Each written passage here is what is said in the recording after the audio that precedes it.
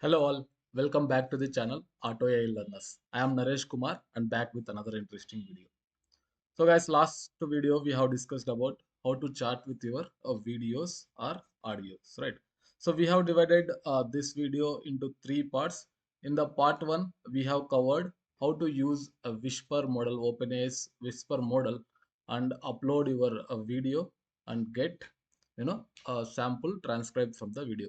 Also, we have exposed our Whisper model to a fast API, and then we have uploaded a video from a fast API endpoint, and then we have successfully transcribed that to text, right?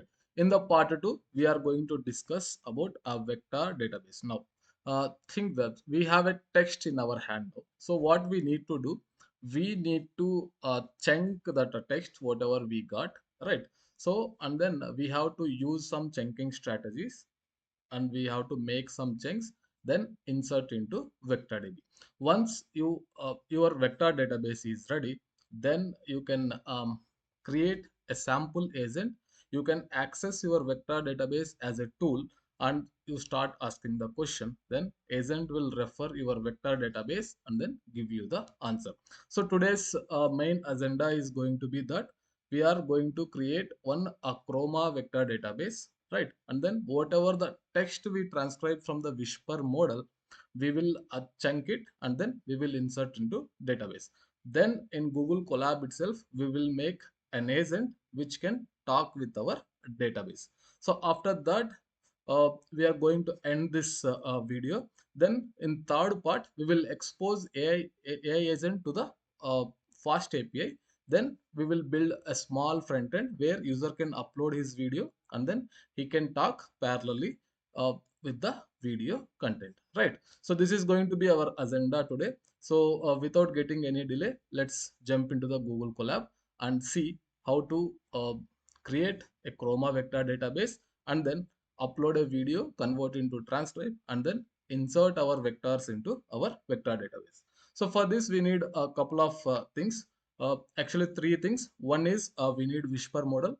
In the earlier video, we have also discussed how to download Whisper model and how to use transcribe method to transcribe from audio to text. Apart from that, since we are talking about vector database, we need one vector database. Uh, in that vector database, Chroma DB I'm going to use, right? So we will create a Chroma DB locally, and then we will insert our vectors into vector database. Since we need vectors, also we needed one embedding model. For that purpose, I'm going to use OpenAI embedding model. Once our database is ready, we are going to create one agent, right? If uh, if you want to build an agent, obviously you need one LLM. So for that, again, I am going to use OpenAI as an LLM for my agent, right? So technically we need four things. One is Whisper model, and then Chroma vector DB, one OpenAI embedding model, and then one OpenAI LLM, right? So without getting any delay, let's jump into the Google Colab and then start our vector database code. All right, guys. So if you see earlier video, so this is what Whisper demo we have done it. So what we have done it, we are downloading one Whisper model, we are uploading one video, and then we are extracting the result. So for today's class, for today's session, actually in the last session, what we have done, we have extracted some sample video which is just 13 seconds long, right?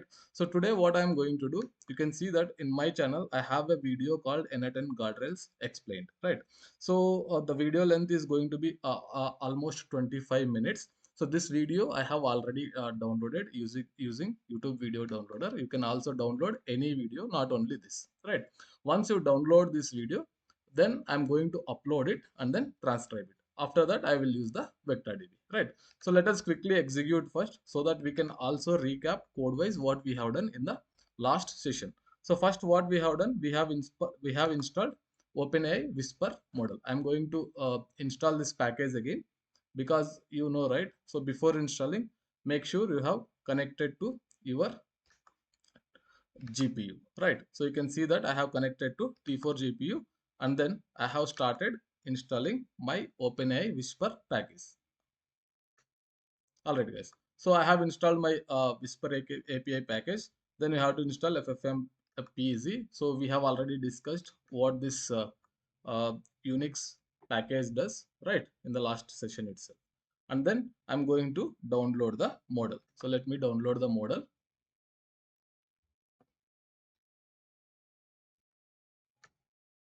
So model is getting downloaded. It will take some time because I think it is 0.5 GB has to be downloaded if I am not wrong. Yeah, 461 MB of size. So yeah, my model is downloaded and now we are good to go to upload our file, right? So let me click this. So it will ask you to choose the file. Let me click choose file. Once I choose file, I'm going to my downloads. Whatever the video I showed you, this is the video I'm going to upload. So it will take some time because it is almost 30 MB of video. So it will take time to upload. It depends on your internet speed, right? Let it upload completely. So all right guys, so video has been uploaded successfully. Once the video is uploaded successfully, let me use my transcribe function and then transcribe this text. So this is 30 MB of video, so it will take some time to transcribe.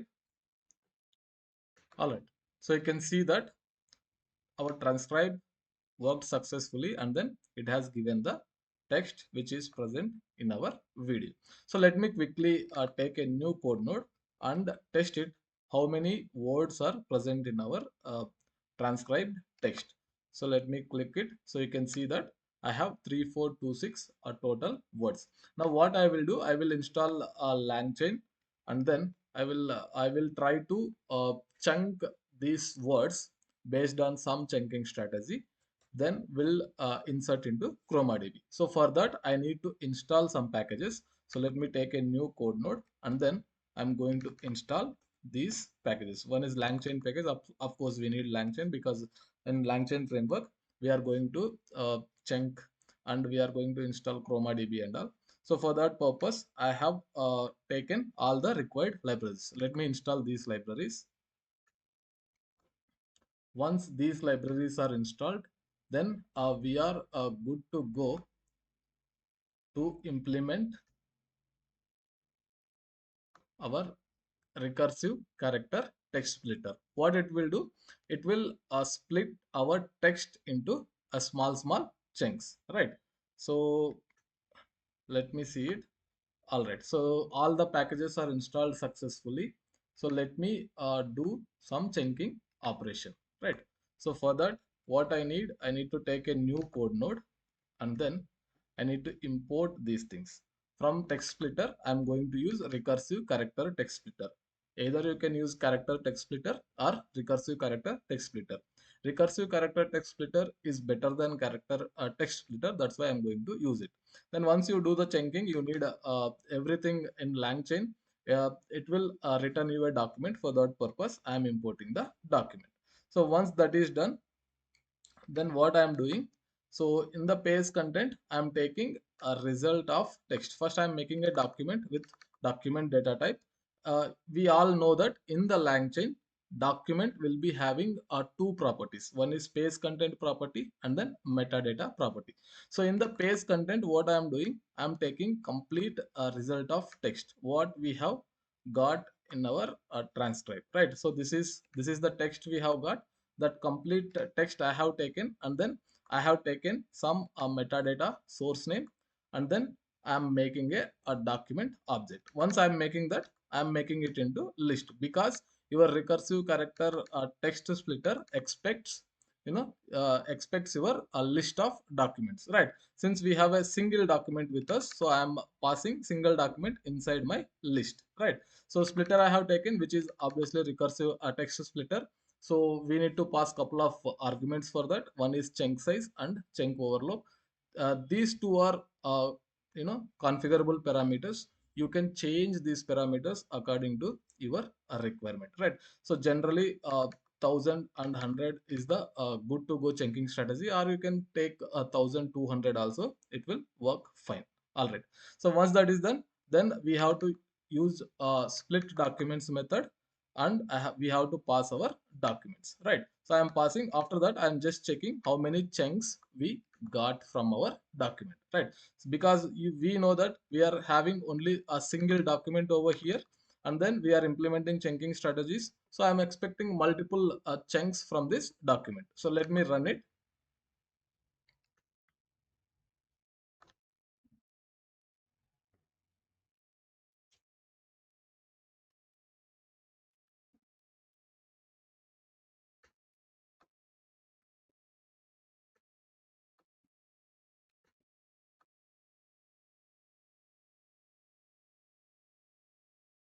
All right, guys. So you can see that I got a 20 chunks, but we are uploading a single document. But after applying our chunking strategies, we successfully chunked our large text to a smaller text chunks. How many we got? We got 20 chunks. Now, if you want to see any data, you can print any chunk. Let's say since you have a 20 chunks, let me print that either first one or a zeroth one. Print, I have to use chunks of a 0, right? So if you want to see last one, you can use chunks of 19, because length is 20, obviously index starts from 0. All right, so let me quickly print it and show you what it has. All right, so it has the first chunk. Hello everyone, welcome back to channel Auto AI Learners. I am Naresh Kumar and back with another interesting video. So something it has in the first chunk. So now what we need to create a Chroma DB, right? So for that, we need to install this package. I'm going to install this package Chroma DB and then langchain Chroma. So these are the packages required to create a Chroma DB inside langchain. So let it install. All right, so it has already installed successfully. Then what I need to create the DB, right? So let me quickly create vector DB, right? So to create a vector DB, we need one OpenAI embeddings thing. So for that, what I will do, let me quickly set up my environment variable, which will be having my OpenAI API key, right? So let me take a new code node quickly and then paste it over here. So this is going to be my OpenAI API key. So after this video, I'm going to delete this key. So please don't try this key, right? So what I'm doing here, I'm just setting my OpenAI API key in my environment so that whenever I use any OpenAI model, they are going to use this particular key, right? So we are going to use two models from API. One is embedding model and one is a normal large language model. So both required OpenAI API key. For that purpose, I have taken my OpenAI key and then set it into environment. So this is how you set it in collab, right? So for that purpose, I have used this code node. All right. So once this is done, we need to import Chroma from langchain Chroma, and then we need to import OpenAI embeddings also. Let me import this quickly. This OpenAI embeddings we need to convert our text into vectors, correct? So why we need Chroma? To store those vectors into a DB, that Chroma DB we are going to use. So let me click it. So once my imports are done, I'm going to create one Chroma DB. For that, let me take a new code node and then run this code. So vector store, I am taking Chroma object. Inside, it need three parameters. One is embedding function. In that, I am passing my OpenAI embedding function. So to convert into text into vectors, it is going to use OpenAI embeddings. And then one persist directory in it, I given name as a my Chroma DB. Collection name, I have given sample. So these two are configurable parameters. You can use any name, absolutely fine. Now, if you see over here, this is the video we have uploaded and this is the sample data. This is the by default folder Collab will give you. So once I run this, it has to create my Chroma DB directory. If it can create my Chroma DB directory, it means your Chroma DB is created successfully. If not, then there was some error, right? So let me run it quickly. So now you can see over here, let me refresh it. All right, you can see that my Chroma DB, the exact name I have given. So it means our DB is ready now. Once the DB is ready, what we need to insert our chunks, whatever we have created the chunks earlier. So let me show you. So these are the chunks, right? These are the chunks we are storing inside chunks variable. These chunks we are going to insert into vector DB. So this Chroma automatically use OpenAI embeddings function and convert text into vectors, and then it is going to store into our vector DB. So all right. So let me take a new code node and then use this function. Since our Chroma reference variable is vector store, so I'm taking that vector store dot add documents is my function. So in that we need to pass the chunks. So that's it, guys. So vector store I have taken, add documents function I have taken, and I am passing my chunks. In the behind, what will happen? All these are my currently text chunks. So this Chroma will use OpenAI embeddings, converting into vectors, and then it will store into our vector store. Once it store vector store, since we have a 20 chunks, it will give you 20 IDs as well. So let me execute it and show you what it returns. So you can see that it has given a list of IDs. It has given list of IDs.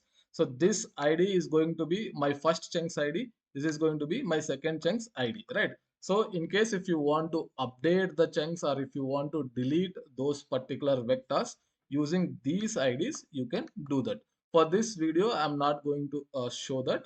So now our vector DB is ready. So we are good to go to create our agent and then test whatever video we have uploaded, whether it is working fine or not, right? So let me take a new code node and create my AI agent. I have already code, I'm just copy pasting it, and I will explain what I am doing over here. All right. So from langchain, since we have used langchain for chunking and vector DB, so I felt we should use langchain for agent as well. So that in one framework we have covered everything. Correct. So what I have taken from langchain.agents, I have imported a create agent. This create agent is responsible for creating an agent. All right. So langchain underscore core.tools, I have imported tool.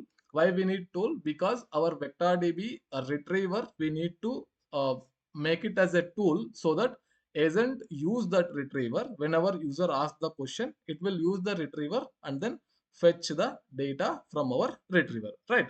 All right. So for that, I have taken one function, my retriever, and I have used at the rate tool. So if you have a bit knowledge about langchain, you know what I am talking about. So at the rate tool is a decorator. It will make normal function as a tool in the langchain ecosystem. All right. So what I'm doing here, I'm simply doing, I'm taking vector store dot as retriever. I am taking one retriever and then I have used invoke function. So this my retriever takes one query, input query, and then it will query. Then it is joining whatever the documents it is getting, and then it will return. It's a simple function. It takes query as an input, it perform retrieval operation in our vector DB, and then it will return whatever the documents it got as an output, right? So it is ready, it is doing, this tool is doing that job. All right. So once that is done, then what I am doing, I have taken one agent using create agent class. Once you are doing create agent, your agent needs a couple of parameters. One is a model. So by default, I am taking a GPT 3.5 Turbo. If you want, you can take GPT 4.0 or GPT 4.1 Mini as well. It's up to you. Since we are using OpenAI chart models, you can take any chart model from the OpenAI ecosystem. All right.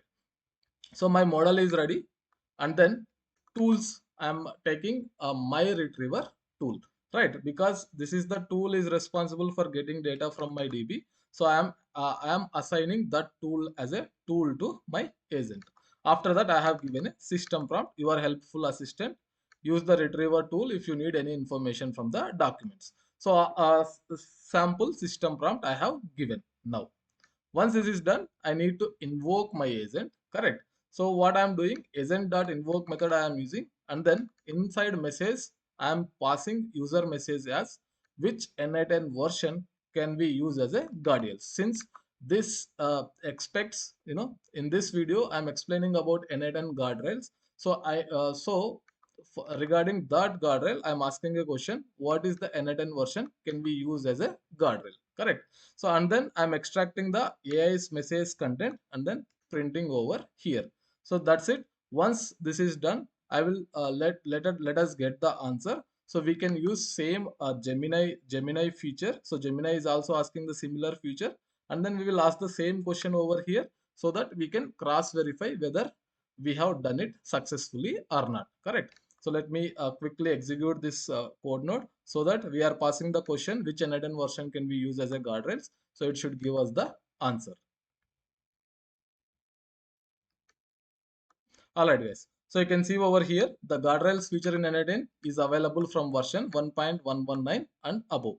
Make sure your n10 version is 1.119 or higher to use the guardrails. So let us verify whether this whatever answer we got from our vector DB is correct or not, because Google is also giving us similar feature. In fact, this video I am making based on the inspired from this Google ask about this video feature. So let me ask the same question. Same video I have downloaded and same question I am asking over here. I hope it is visible to you. Let me do it.